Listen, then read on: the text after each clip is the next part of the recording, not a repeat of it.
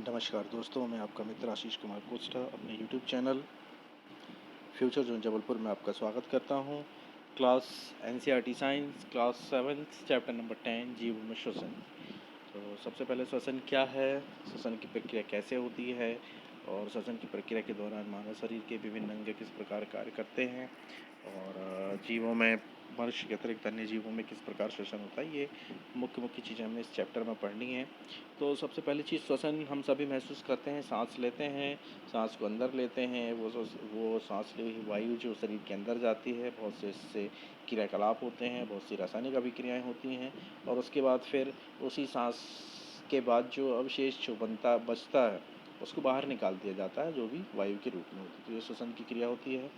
अब सबसे पहले हम श्वसन क्यों करते हैं, तो अध्याय 2 में हम पढ़ चुके हैं कि सभी जीव सूक्ष्म इकाइयों से बने होते हैं जिन्हें कोशिका कहते हैं और कोशिका जीव की सबसे छोटी संरचनात्मक और क्रियात्मक इकाई होती है। मतलब क्रियाएं और संरचना दोनों में कोशिका सबसे छोटी यूनिट होती है।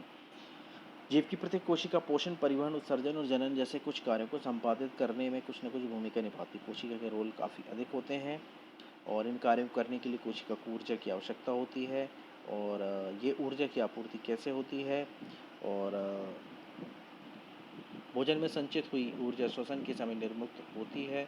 अतः सभी जीवों को भोजन से ऊर्जा प्राप्त करने के लिए श्वसन की आवश्यकता होती है। श्वसन के द्वारा ही भोजन की ऊर्जा का उपयोग किया जा सकता है। श्वसन की प्रक्रिया में हम पहले सांस द्वारा वायु को शरीर के अंदर ले जाते हैं। आप जानते हैं कि वायु में ऑक्सीजन होती है, फिर हम सांस छोड़ते हुए वायु को शरीर से बाहर निकालते हैं। इस वायु में सांस द्वारा ली गई वायु की तुलना में कार्बन डाइऑक्साइड की मात्रा अधिक होती है, अतः यह कार्बन डाइऑक्साइड समृद्ध होती है। हम जिस वायु को सांस के द्वारा अंदर लेते हैं उसमें उपस्थित ऑक्सीजन शरीर के सभी भागों और अंततः प्रत्येक कोशिका में ले जाई जाती है। कोशिका में यह ऑक्सीजन भोजन के विखंडन में सहायता करती है। कोशिका में भोजन के विखंडन की प्रक्रिया में ऊर्जा मुक्त होती है, इसे कोशिकीय श्वसन कहते हैं। यह सभी जीवों में कोशिकाओं में कोशिकीय श्वसन होता है।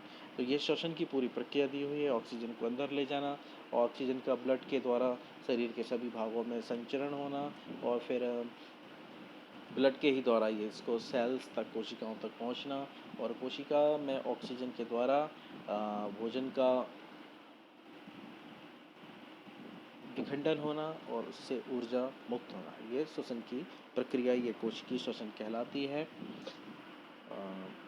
इसके पश्चात कोशिका के अंदर भोजन ग्लूकोज ऑक्सीजन का उपयोग करके कार्बन डाइऑक्साइड और जल में विखंडित हो जाते हैं। कोशिका के अंदर जो भोजन होता है जो ग्लूकोज के रूप में होता है, वो ऑक्सीजन की उपस्थिति में, ये ऑक्सीजन जो है ये श्वसन के द्वारा लाई जाती है। ग्लूकोज जो है वो कार्बन डाइऑक्साइड और जल में विखंडित हो जाता है और इसमें ऊर्जा भी प्राप्त होती है। तो इस प्रकार भोजन के ग्लूकोज का या भोजन का ऑक्सीजन की उपस्थिति में विखंडन, ये वायवीय श्वसन कहलाता है। ये वायवीय श्वसन की प्रक्रिया, ये काफ़ी बड़ी प्रक्रिया है, उसका एक भाग है। तो इस प्रकार ये विखंडन जो है ये वायवीय श्वसन कहलाता है। और जब ऑक्सीजन की अनुपस्थिति में भोजन का विखंडन होता है तो इसे अवायवीय श्वसन कहते हैं। मतलब श्वसन के दो भाग हो गए, एक भाग कहलाता है वायवीय श्वसन और एक भाग कहलाता है अवायवीय श्वसन। तो वायवीय श्वसन में ऑक्सीजन की उपस्थिति में भोजन के ग्लूकोज का विखंडन होता है, जबकि अवायवीय श्वसन में ऑक्सीजन की अनुपस्थिति में ये प्रक्रिया होती है। उसको एक रासायनिक समीकरण के द्वारा प्रदर्शित किया गया है। ग्लूकोज ऑक्सीजन की उपस्थिति में कार्बन डाइऑक्साइड प्लस जल प्लस ऊर्जा। अब इसके अतिरिक्त एक एग्जाम्पल है यीस्ट का। यीस्ट क्या होते हैं, यीस्ट जैसे अनेक जीव वायु की अनुपस्थिति में जीवित रह सकते हैं, ये अवायवीय श्वसन करते हैं और ऐसे जीव अवायवीय जीव कहलाते हैं। ऑक्सीजन की अनुपस्थिति में ऑक्सीजन की अनुपस्थिति में ग्लूकोज अल्कोहल और कार्बन डाइऑक्साइड में विखंडित हो जाता है, जैसे कि निम्न समीकरण द्वारा दिखाया जा सकता है। तो ग्लूकोज ऑक्सीजन की अनुपस्थिति में अल्कोहल, कार्बन डाइऑक्साइड और ऊर्जा में विखंडित हो जाता है। तो यीस्ट जो है ये बहुत महत्वपूर्ण है और यीस्ट एक कोशी जीव है, अवायवीय रूप से श्वसन करते हैं और इस प्रक्रिया के समय अल्कोहल निर्मित करते हैं। इनका उपयोग शराब और वाइन के निर्माण में किया जाता है। तो जिस भी खाद्य पदार्थ की वाइन बनानी होती है उसमें यीस्ट को डाला जाता है और पूरी किण्वन की प्रक्रिया चलती है और उससे अल्कोहल का निर्माण होता है। इसके पश्चात हमारी पेशी कोशिकाएं भी अवायवीय रूप से श्वसन कर सकती हैं। अवायवीय श्वसन का एक महत्वपूर्ण भूमिका मानव शरीर की कोशिकाओं में भी होता है, क्योंकि जब कोशिका को अधिक कार्य करना होता है, ऑक्सीजन की आपूर्ति नहीं होती है, तो ऐसे समय में कोशिका अवायवीय श्वसन कर लेती हैं। और ऐसा तब होता है जब आदमी को बहुत अधिक तेज़ी से दौड़ना है या व्यायाम करना है, या उसके जो हैबिट है उससे ज़्यादा काम करना होता है, तो अवायवीय श्वसन कोशिकाओं द्वारा किया जाता है। और जिन अंगों के द्वारा ये श्वसन होता है या जिन अंगों का उस समय हम प्रयोग करते हैं, उन अंगों में वायवीय श्वसन के परिणाम स्वरूप लैक्टिक अम्ल का निर्माण हो जाता है, और वो लैक्टिक अम्ल उन अंगों में संचित हो जाता है कोशिकाओं में। इसी कारण से हाथ पैर में दर्द होना, ये सारी चीज़ें होती हैं, क्योंकि वो अवायवीय श्वसन के कारण होता है। देखिए, ग्लूकोज पेशियों में ऑक्सीजन की अनुपस्थिति में जब अवायवीय श्वसन होता है, तो लैक्टिक अम्ल और ऊर्जा का निर्माण होता है। इसके पश्चात जब पेशियां अवायवीय रूप से श्वसन करती हैं, तब पेशियों में ग्लूकोज के आंशिक विखंडन से लैक्टिक अम्ल और कार्बन डाइऑक्साइड बनती है। तो ये विखंडन जो होता है, ये आंशिक विखंडन होता है। लैक्टिक अम्ल का संचयन पेशियों में, अब लैक्टिक अम्ल जब पेशियों में संचित हो जाता है, तो पेशियों में ऐंठन उत्पन्न करता है। तो ऐसी स्थिति से बचने के लिए, ऐसी स्थिति में निवारण के लिए गर्म पानी से स्नान या तेल से मालिश आदि ऐसे क्रियाकलाप हैं, जिससे कि अवायवीय श्वसन के द्वारा जो उत्पन्न लैक्टिक अम्ल है, वो ब्लड सर्कुलेशन के कारण नष्ट हो जाता है और उसका प्रभाव धीरे धीरे कम हो जाता है। इसके पश्चात है श्वसन। श्वसन की प्रक्रिया के बारे में हम और गहनता से अध्ययन करेंगे। श्वसन की प्रक्रिया क्या होती है, उसमें शरीर के अंग कैसे भाग लेते हैं। तो सबसे पहले श्वसन की प्रक्रिया दो भागों में होती है। एक भाग जो होता है जिसमें कि हम सांस को अंदर लेते हैं, उसे अंतः श्वसन कहा जाता है। श्वसन या सांस लेने का अर्थ है ऑक्सीजन से समृद्ध वायु को अंदर खींचना और ग्रहण करना, और कार्बन डाइऑक्साइड से समृद्ध वायु को बाहर निकालना, यह श्वसन की प्रक्रिया है। ऑक्सीजन से समृद्ध वायु को शरीर के अंदर लेना अंतः श्वसन, और कार्बन डाइऑक्साइड से समृद्ध वायु को बाहर निकालना उस श्वसन कहलाता है। यह एक सतत प्रक्रिया जो प्रत्येक जीव के जीवन में हर समय पर चलती रहती है। अब इसके पश्चात है श्वसन दर। तो 1 मिनट में जितनी बार व्यक्ति सांस लेता और छोड़ता है, ये दोनों जो अभिक्रिया हैं, ये श्वसन दर कहलाती हैं। आमतौर पे व्यक्ति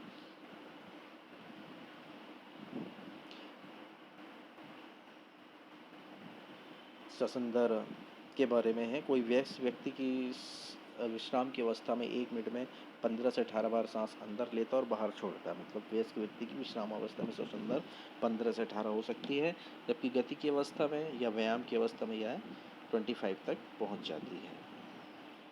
इस प्रकार अंतः श्वसन और बाह्य श्वसन के बारे में भी है। सांस को अंदर लेना अंतः श्वसन, ऑक्सीजन का प्रयोग, और सांस को बाहर छोड़ना उस श्वसन, कार्बन डाइऑक्साइड को बाहर छोड़ना। इसके पश्चात शारीरिक क्रियाकलाप के पश्चात हमें भूख अधिक लगती है। उसका कारण है कि जब शरीर में शारीरिक क्रियाकलाप किया जाता है, तो उसमें अतिरिक्त ऊर्जा की व्यक्ति को आवश्यकता होती है। वह तेज़ी से श्वसन करता है, जिससे उसकी कोशिकाओं में अधिक ऑक्सीजन की आपूर्ति हो जाती है, जिससे उसके कोशिकाओं में संचित भोजन की विखंडन की दर बढ़ जाती है और उस व्यक्ति को भूख महसूस होती है। इसके पश्चात है हम श्वास कैसे लेते हैं। श्वास की प्रक्रिया, श्वास किस प्रकार ली जाती है, कौन कौन से शरीर के अंग और तक उसमें एक्टिव रहते हैं, इसमें ये देखेंगे। तो सबसे पहले श्वसन जो होती है वो नथनों या नासा द्वार से वायु अंदर ली जाती है। जब हम वायु को अंतः श्वसन द्वारा अंदर लेते हैं, तो हमारे नथनों से नासा गुहा में वायु चली जाती है। नासा गुहा से वायु श्वास नली से होकर फेफड़ों में जाती है, जिसे फुफ्फुस कहा जाता है। फेफड़ों से वायु वक्ष गुहा में स्थित पसलियों से फेफड़ों से वायु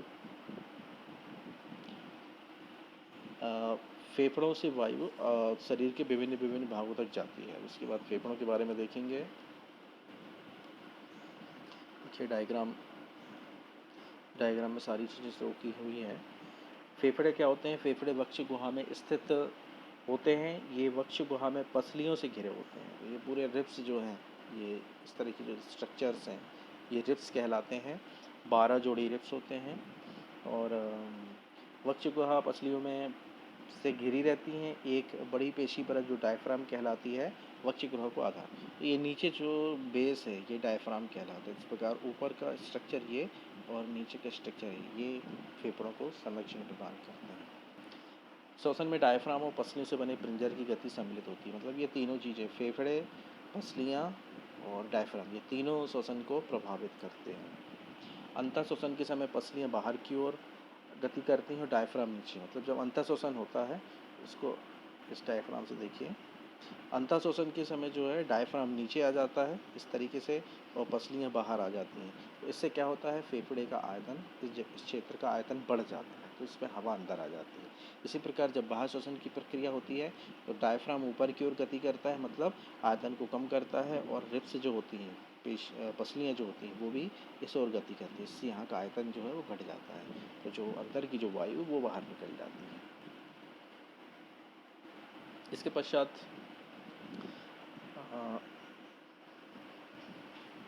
वायु जो हम ग्रहण करते हैं श्वसन के द्वारा, उसमें बहुत से धूल पराग कण होते हैं। जब अंतर श्वसन करते हैं तो ये हमारे नासा में प्रवेश करते ही नासा गुहा में स्थित रोम छिद्रों में फंस जाते हैं। जो नाक के अंदर छोटे छोटे साइज के बाल होते हैं वो इनको रोक लेते हैं, और अगर ये कण नाक के नासा के बालों के द्वारा, रोम के द्वारा नहीं रोके जाते हैं तो अंदर पहुंच करके उसको उत्तेजित करते हैं, जिससे छींक अनुवर्ती क्रिया होती है जो छींक के रूप में सामने आती है। इसके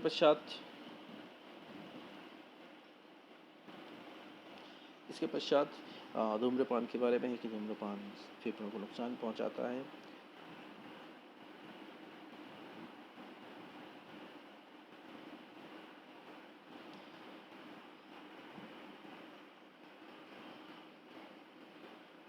अब एक एक्टिविटी जिसको प्राणायाम कहा जाता है उसके बारे में दिया हुआ है कि व्यक्ति को प्राणायाम करना चाहिए, जिससे लंग्स की कैपेसिटी अच्छी होती है।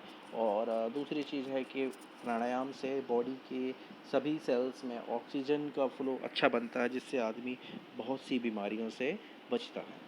इसके पश्चात है उच्छ्वास में हम क्या बाहर निकालते हैं। तो उच्छ्वास मतलब सांस को बाहर फेंकना या बाहर निकालना। अंतः श्वसन में मतलब सांस को हम ऑक्सीजन युक्त वायु को अंदर लेते हैं, और उस श्वास में जो वायु हम छोड़ते हैं उसमें कार्बन डाइऑक्साइड की मात्रा अधिक होती है। तो इसमें देखिए उच्छ्वास की जो वायु है उसका प्रयोग, एक संबंधित प्रयोग दिया हुआ है। चूने के पानी में जब उसको हम उच्छ्वास की वायु को छोड़ते हैं तो उसका रंग दूधिया हो जाता है। इससे प्रयोग से ये सिद्ध होता है कि हम जो सांस छोड़ते हैं उसमें कार्बन डाइऑक्साइड की मात्रा अधिक होती है। इसके अलावा उच्छ्वास वायु और अंतः श्वसन की वायु का संगठन दिया हुआ है। अंतः श्वसन में लगभग 21% ऑक्सीजन और 0.04% कार्बन डाइऑक्साइड होती है, मतलब ऑक्सीजन के परसेंट ज़्यादा होता है। इसी प्रकार उस श्वसन में जो वायु छोड़ी जाती है उसमें 16.4% ऑक्सीजन और 4.4% कार्बन डाइऑक्साइड होती है। इसके पश्चात हम जिस वायु का अंतः श्वसन उत्श्वसन करते हैं वह गैसों का मिश्रण होती है। उसमें बहुत सी गैसें मिली हुई होती हैं।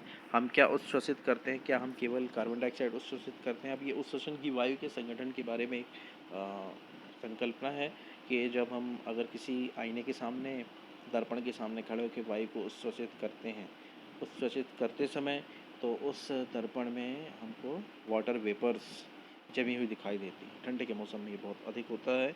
तो उसका रीज़न ये रहता है क्योंकि जब हम सांस छोड़ते हैं तो सांस में जलवाष्प की मात्रा भी होती है। अब मनुष्य के अतिरिक्त अन्य जंतुओं में किस प्रकार श्वसन होता है ये हमको देखना है। तो हाथी, शेर, गाय, बकरी, मेढक, छिपकली, सर्प और पक्षी आदि जंतुओं की वक्ष गुफाओं में मनुष्यों की भांति फेफड़े होते हैं, तो ये भी मनुष्यों के समान श्वसन करते हैं। इसके अलावा जैसे कॉकरोच है, तो कॉकरोच के शरीर के पार्श्व भाग में छोटे छोटे छिद्र होते हैं जो श्वास रंध्र कहलाते हैं। और कीटों में गैसों के विनिमय के लिए वायु नलियों का जाल बिछा होता है जो कि श्वास प्रणाली या वातक कहलाते हैं। इस प्रकार ऑक्सीजन समृद्ध वायु श्वास रंध्रों से श्वास नलिकाओं में जाकर ऑक्सीजन समृद्ध वायु श्वास रंध्रों से श्वास नलिकाओं में जाकर शरीर के ऊतकों में विसरित होती है और शरीर की प्रत्येक कोशिका में पहुंच जाती है। इस प्रकार कोशिकाओं की कार्बन डाइऑक्साइड श्वास नलों में आती है और श्वास रंध्र से बाहर निकल जाती है। श्वास नाल अथवा श्वास प्रणाली केवल कीटों में नहीं पाए जाते, जंतु के अन्य समूहों में केवल कीटों में ही पाए जाते हैं, जंतु के ऐसे समूह में नहीं पाए जाते। कीटों में जो श्वसन प्रणाली है वो श्वास प्रणाल या श्वास रंध्रों के द्वारा होती है। इसके पश्चात जल में श्वसन है, तो जल में रहने वाले जीव किस प्रकार श्वसन करते हैं। और उसके पहले केंचुए में श्वसन है, तो केंचुआ जो है वो अपनी त्वचा से श्वसन करता है। केंचुए की त्वचा स्पर्श करने पर आर्द्र और श्लेष्मीय प्रतीत होती है, चिपचिपी सी लगती है और इस त्वचा से गैसों का आवागमन आसानी से हो जाता है। इसके अलावा मेढक है। मेढकों में भी मनुष्य की भांति फेफड़े होते हैं, लेकिन ये त्वचा से ही श्वसन करते हैं। फिर जल में श्वसन मतलब जल में रहने वाले जीव किस प्रकार श्वसन करते हैं। तो जल में रहने वाले जीवों में जैसे मछलियां हैं, तो कुछ में क्लोम या गिल पाए जाते हैं जो जल में घुली ऑक्सीजन का प्रयोग करते हैं। इसके अतिरिक्त जिनमें क्लोम नहीं पाए जाते हैं तो उनमें वाद छिद्र पाए जाते हैं, और ये जो जीव हैं वो जल से बाहर आकर अपने वाद छिद्रों में ऑक्सीजन भरते हैं और पुनः जल के भीतर चले जाते हैं। जैसे व्हेल मछलियाँ और कुछ प्रजाति की मछलियों में ये हम देख सकते हैं। इसके पश्चात क्या पादप भी श्वसन करते हैं। तो पादपों में भी श्वसन की प्रक्रिया होती है। ये वायु से ऑक्सीजन अंदर लेते हैं और कार्बन डाइऑक्साइड को छोड़ते हैं। इनकी कोशिकाओं में भी ऑक्सीजन का उपयोग अन्य जीवों की भांति ही ग्लूकोज के कार्बन डाइऑक्साइड और जल में विघटन के लिए किया जाता है, जिससे कि ऊर्जा मुक्त होती है। पादप में प्रत्येक अंग में वायु स्वतंत्र रूप से ऑक्सीजन ग्रहण करके कार्बन डाइऑक्साइड भी मुक्त कर सकता है। पादपों के लिए श्वसन अंग के रूप में उनकी पत्तियों के सतह पर रंध्र, छोटे छोटे रंध्र पाए जाते हैं। ये रंध्रों के माध्यम से श्वसन की प्रक्रिया संपन्न होती है।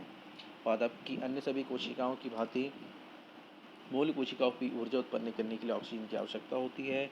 मूल मृदा कणों के बीच से खाली स्थानों में उपस्थित वायु से ऑक्सीजन ले लेते हैं। तो मूल की बात कर रहे हैं, पादपों के मूल मतलब उनकी जड़ों की बात कर रहे हैं। तो पादपों के जो जड़ होती है वो वायु में उपस्थित ऑक्सीजन को ग्रहण कर लेती है, क्योंकि वायु सरंध्र होती है और उसमें जो मिट्टी है वो सरंध्र होती है और उसमें हवा का आदान प्रदान हो जाता है। तो इसी हवा को मूल मतलब पौधों की जो जड़ है वो ग्रहण कर लेती हैं। और अगर पौधों में अधिक पानी डाला जाए, तो यहाँ पे एक कॉन्सेप्ट, अगर पौधों में अधिक पानी डाला जाए तो जो पौधे होते हैं वो गल जाते हैं या ख़राब हो जाते हैं। उसके पीछे कारण यही है, क्योंकि जब पानी ज़्यादा डाला जाता है तो पौधों की जो जड़ों को श्वसन के लिए जो आवश्यक जो रंध्र होते हैं वो बंद हो जाते हैं, इससे पौधा नष्ट हो जाता है। तो इस चैप्टर में इतना ही। श्वसन की सारी प्रक्रियाएँ और जो मानव शरीर के जो अंग हैं या दूसरे जीवों में जो श्वसन होते हैं, जो श्वसन के प्रकार होते हैं, उसके बारे में अध्ययन किया है।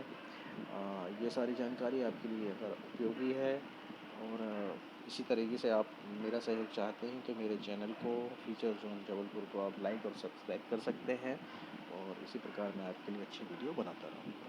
बहुत बहुत धन्यवाद।